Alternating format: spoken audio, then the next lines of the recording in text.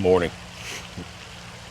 You can see the colors starting to hit the trees here, and it's actually a little bit chilly. I wore shorts today. I'm a little bit chilly. Today we're going to talk to you about pre-emergent, some mistakes that a lot of people make. This is a warning.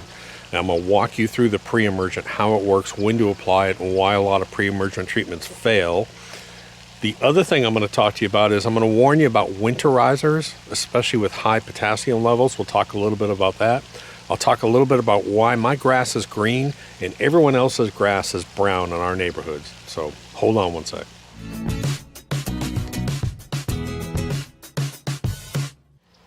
Man, that's a pretty picture, isn't it? Just came around the corner and that's what I saw. Pretty. So if you follow my channel, you'll know we've been struggling with this backyard seeding, and we've done it like 3 times. And finally, look at that. Doesn't that look great? Now, most of that right now is going to be tall fescue, a little bit of Kentucky blue in there. Some of the Bermuda did germinate, but I don't really think you can see it because it's getting ready to shut down. But we came out here, and what we did is we did an overseed because we had so much bare ground. Now, I talked about that in the last video, that if you have bare dirt areas, you need to get some roots in the ground, and that's why we did a real heavy overseed with winter rye, and it's just now coming out.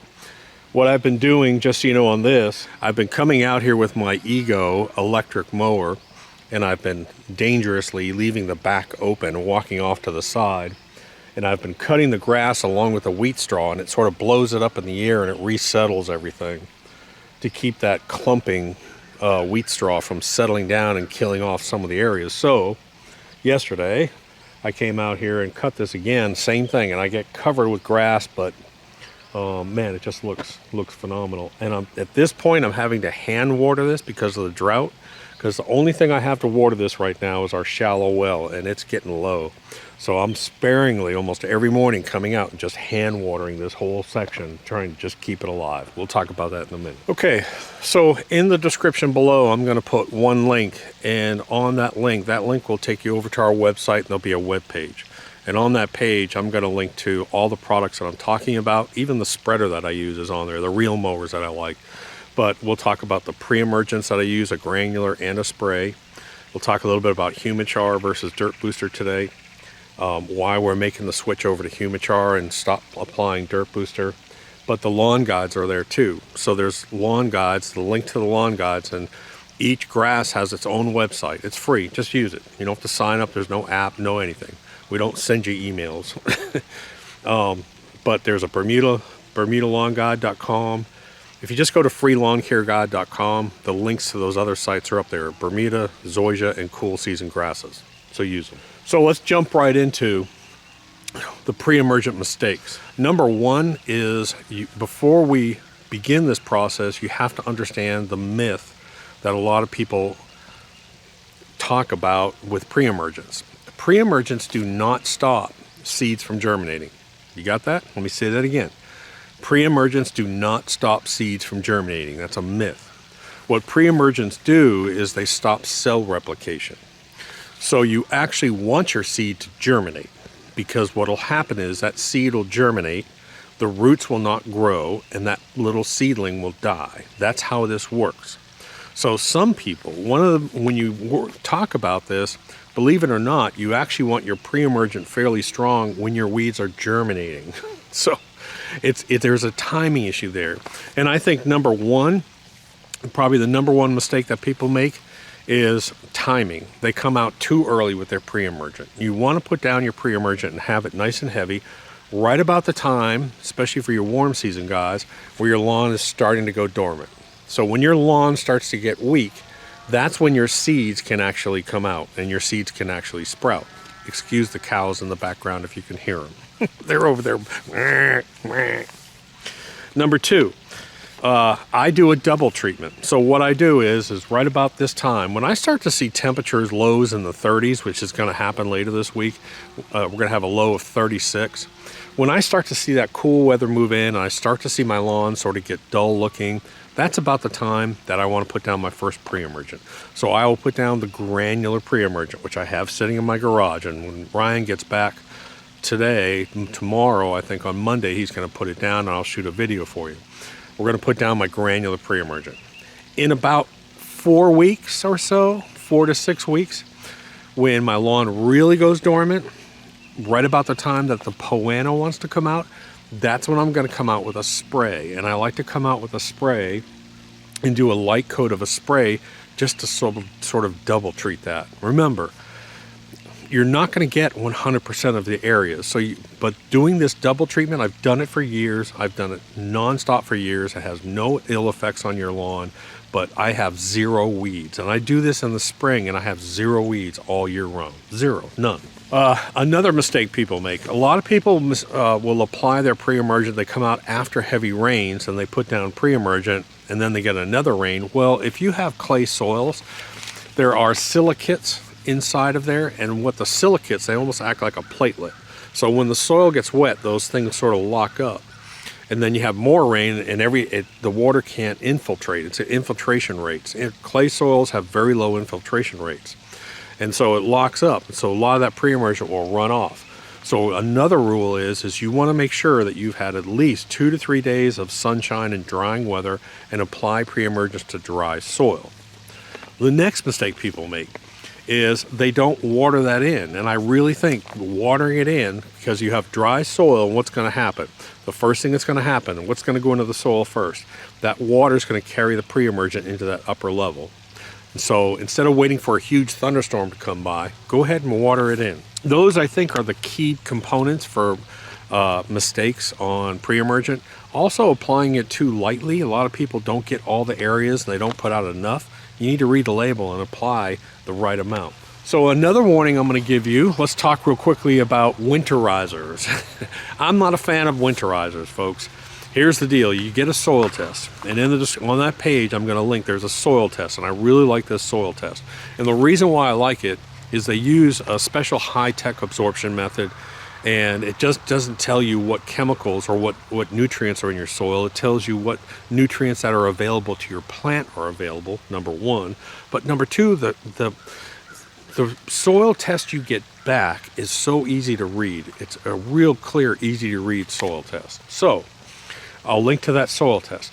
If your soil shows that it has plenty of potassium, adding excess potassium is not going to help that's a myth. It will not increase root growth by adding a whole bunch of potassium. In fact, because we got our soil tested up in our fields, one thing we learned is we have excess potassium. And what happens when you have excess potassium? Well, it's a lot like phosphorus. Excess potassium will actually lock up nutrients in the soil and you actually get nitrogen deficiency. So what we're having to do, because we have so much potassium, we have a nitrogen deficiency up in our fields up here. We have to come out and apply nitrogen to those fields until we can get that potassium level down. Now, we're able to get the potassium level down by planting legumes, by planting beans and peas, and that's really what we've done. We've planted winter rye up there, we've got some winter peas up there, we've got a whole bunch of stuff that'll eat up that potassium. So be careful. A lot of winterizer fertilizers, I mean, you can even see, I saw one the other day, it was like a 20-0-30, and I'm like, dude, why would you? Unless you have a soil test that says you have low potassium, don't go putting high potassium. Just put down a balanced fertilizer. It's mild, very mild, balanced, all fast release, and that's what we use. If you haven't had a soil test, just come out and put down PGF balanced. It has micronutrients, it's a 10-10-10, it has a little bit of iron. Put that out now, it's not too late, and it'll go into your soil and your lawns will go to sleep naturally. If you have a cool season lawn, now this one, I'm actually hitting with PGF Complete now. So I'm actually coming out here because I have an actively growing grass and I'm giving it PGF Complete because it's more of a cool season, almost a winter season lawn. So I'm giving it the food that it wants. Next, let's talk about why my lawn is so green. Folks, we are in a bad drought. I don't know when I've seen a drought like this. We didn't get a substantial rainfall for close to almost 8 weeks, and I was all excited because we had rains moving in and we're supposed to get like 2 or 3 inches of rain. Guess what? We only got 0.6 inches. I was like, dude. One of the things that I'm doing is during a drought, I do short cycle watering, just so you know. A lot of people want to talk about deep watering versus short waterings, and I'm telling you, I've done this for years and you can see the results. Every other lawn in my neighborhood is brown. Some of the lawns have irrigation systems, but even still, they're still brown compared to mine. And what I do on my short cycling is the same thing I'm doing here. I come out every morning and I give each station 6-7 minute run or something like that, just a short cycle. And what that does is it gives that plant a little bit of water, and it stays there, and it stays there for a few hours till it gets warm in the afternoon until it dries up. It can survive, and my lawn looks perfectly green. I'm telling you guys, short cycle watering has really saved our lawn this year. It looks absolutely gorgeous. It's healthy. I've done it for years and it works. Short cycle watering. But I will warn you, I mean, if you're not willing to spend money on a water bill, if you're running off city water like we are over there, you know, people complain about the price of fertilizer. Well, man, water gets expensive. So you can just let it go brown if you want. My son talked me into doing stuff on my Instagram page. So I'm not a big Instagram person, but I put up a video of this being delivered. This is a 20-foot storage container, and let me tell you what, we wanted a place. This barn just isn't moisture proof. It's damp and has like a manure floor in it.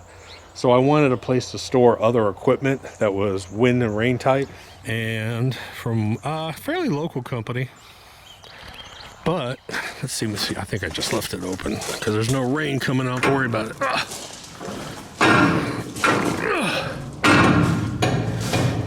But we're gonna put shelves up over in here, and we're gonna leave this way open. Man, we could put a bunch of stuff in here. And one reason why I'm doing this is I don't want to clutter up. I got a real nice shed down there. I don't want to clutter up my shed. I want to be able to work in there. And it's like, dude, it's gonna fill up quick because we don't have a garage. So if you didn't know, the only reason these fields are surviving up here is because we run irrigation all the way from the pond all the way up here. And the same thing, I'm doing a short cycle just to keep these fields basically alive. This is probably the only green food that the deer have available to them this year. And they are just loaded in here at night. I mean, loaded in here. So this is going to be our vegetable garden next year. If you didn't see me winterizing this, this is the result of the winterization, and it looks fabulous, folks. Fabulous. But roots in the ground are so critical. We never want to have a time of the year where we don't have roots in the ground. And look at all that winter rye coming up. Isn't that gorgeous? And then these main rows actually have lots of manure, chicken manure, and then we covered them over with hay, and then we'll be planting something there. But man, that just looks phenomenal. There's a purple top turnip for you right there. Look at that. And you can see the deer coming in here and they're eating like crazy. But this upper field, because of the high potassium level plus a herbicide treatment we had to do up here, man, it has just really struggled. Man, I got Bermuda moving into that field, so we're having to kill off the Bermuda. God, what a noxious weed Bermuda is. Oh, my Bermuda lawn. So I think I've got this 1250 sprinkler hooked up still. I think I'm gonna go start that. I'm gonna do a short water cycle up here. Short watering here is about 30 minutes. That'll put down at least 1/10 of an inch of water on this field up here. And then I'll switch it out. And I've got a 1250 big sprinkler in this field, and then I have an 1100, I think, over in this one. One of the big problems is that the pond is actually starting to get low. Now, it's a 3-acre pond, and we've had it get, when that dam broke, when we first bought the property, the berm failed, the drain failed, so it got down really low, so we're not worried about it. All the fish survived and everything. The low water level didn't bother the fish, so I'm not worried about that, but I don't want to put too much pressure on it. Plus, we have a video I have coming out. There's only one guy in the state of Georgia that's certified to actually work on berms, And he's coming out probably next week, and he's going to take all the trees off that pond berm, which you're supposed to do, by the way. So get to see him. Isn't that just an amazing sight right there? Look at that. And you can see where the deer, see that? See how the deer are coming in here and eating that? They've eaten that. They just come through here and just do it. I'm surprised they're not pulling it up to get the little purple tops yet. See these little purple tops in here? But if I throw them on the ground, they'll eat them. But I do want to show you, just for the hell of it, every night I have over 30 deer in this field, and they are just mowing this clover down. See this clover in here? Look at that. It's kind of hard to see it. So YouTube is funny. We call this place the Rack Ranch for a reason.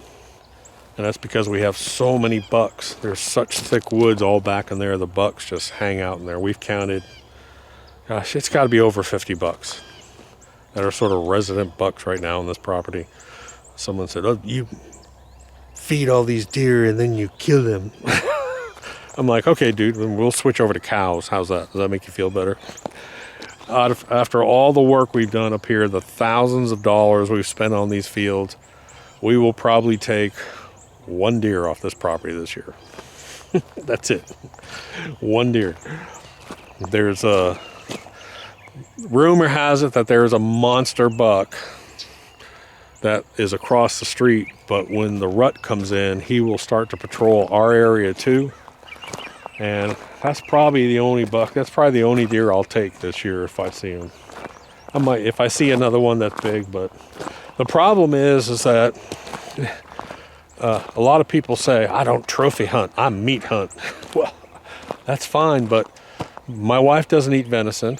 My kids really don't want it. So why would I come out here and shoot the deer? I mean, if I'm not going to eat the meat, I'm not going to kill them. We just love the wildlife. We take care of the deer. We take care of the turkeys. We have birds, the fish. We take care. We don't keep any fish. It's all catch and release. We stock the pond. So I'll take maybe one buck this year, and he's going to be a trophy. So I'm a trophy hunter, and I'm proud of it because I spend thousands of dollars and hundreds of hours of my time taking care of all the deer and wildlife up here, and we almost harvest none of the wildlife. This is almost like, to be honest, this is almost like a sanctuary for the wildlife, because there's a lot of people that hunt in the area all around, and they don't get that pressure here. So like I said, out of the thousands of deer we have come through this property, I may take one.